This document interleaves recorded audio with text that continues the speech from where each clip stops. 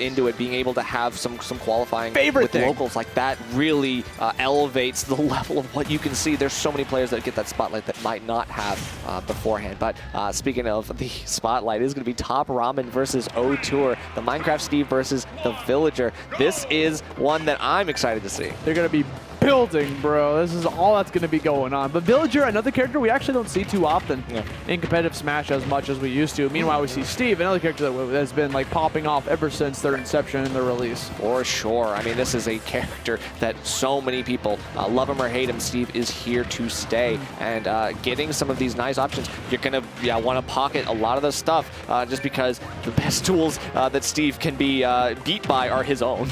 Yeah, and that's something you want to be able to do. That's something that Villager has at their disposal, is being able to reflect based on with their grab, you know, especially if they already got like an item ready to go. So a lot of this is just going to come down to who can kind of control the stage better and who can start to set up shop and get their set play going, right? Like, you know, Steve wants to go build stuff, wants to collect resources to be able to build up stronger weapons like pickaxe or sword, wants to put out bricks in order to try to influence where the opponent's going to go, TNT as well.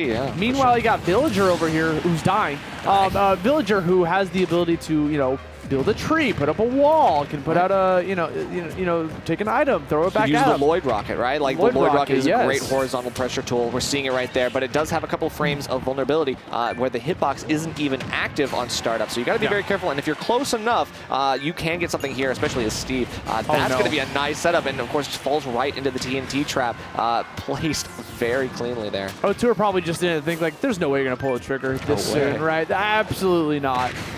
Oh, got the up there, got the turn up, gonna get him off the top. Here we go. O-Tour's got some combo games going here. That's all Villager needs to get that throw and get some damage going. But now, as I was saying, you get that one move Steve's got, and they can take it a mile, baby. Yeah, diamond up tilt is definitely scary, and you get caught in the vortex there. That's going to be really dangerous. What's the edge guard? I like it. So the bait into the anvil, not going to kill just yet, but that would have been quite an early one.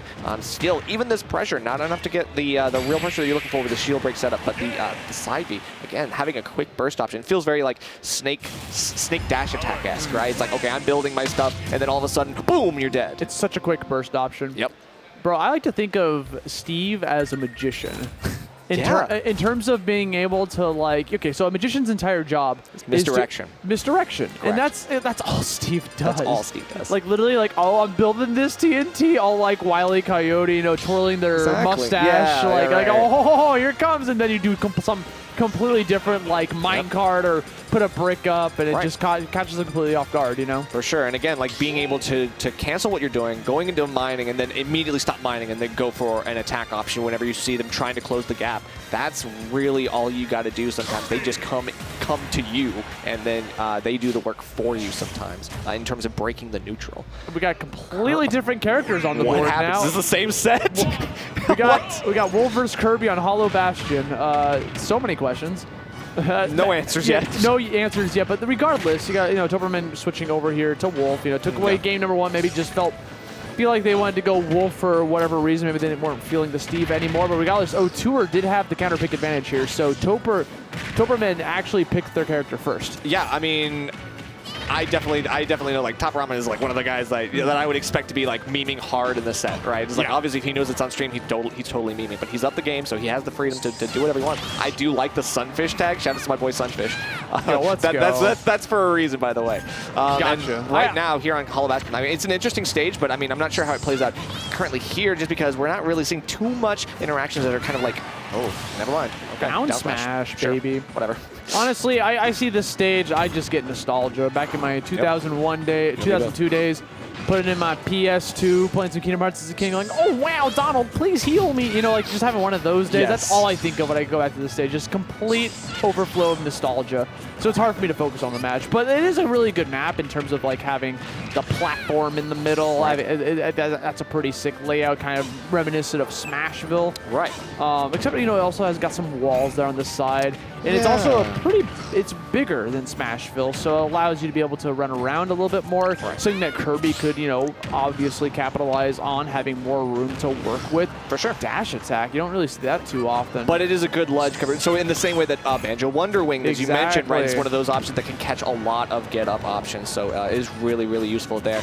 But it is a little bit, you know, transparent, right? You know, there's like Kirby, I kind of expect that sometimes. No matter whether you're online or offline, that is something that they do go for quite often, so I'm going to have to be very careful about relying on that tool that can be expected. I think Kirby also is one of those characters that's just like Banjo from the previous set, is one of those characters that people just kind of sleep on and don't like think, oh, you're not a threat. Like Kirby's not that good. Right. But Kirby can kill you. Like Kirby's got some kill Kirby confirms. got buffed. Yeah, it's like they're like almost like hidden buffs because you just don't really think about that character as a threat anymore. Like, why are you playing Kirby? Right, and I think it's one of those buffs that ended up kind of changing a little bit of the meta, right? It's like you're really going for Nair and Jab now, where you not necessarily were really going too hard on those tools, but because they became so strong, it really makes it so much more important. And right here, back air, bringing it to one stock even. This is definitely O2's game to potentially win here and put themselves back in the set. Not go 0-2. Right. I want to see it. You need to see that happen. Honestly, Kirby's back air has always been like good. Like, that thing is just strong for no reason. I mean, this little puffball slays gods. Let's be real. Like, so like there'll be no questions asked if they're just trying to take off some like jet pilot named Wolf. Not McCloud, that's Wolf. I don't know. Wolf O'Donnell. O'Donnell. Wolf O'Donnell, baby. His last name was in my mind somewhere. I just couldn't think of it. He's Irish. Speaking of the Irish, got the back here. The green back here coming out from Wolf. My lord, easy 2-0. Hopefully O2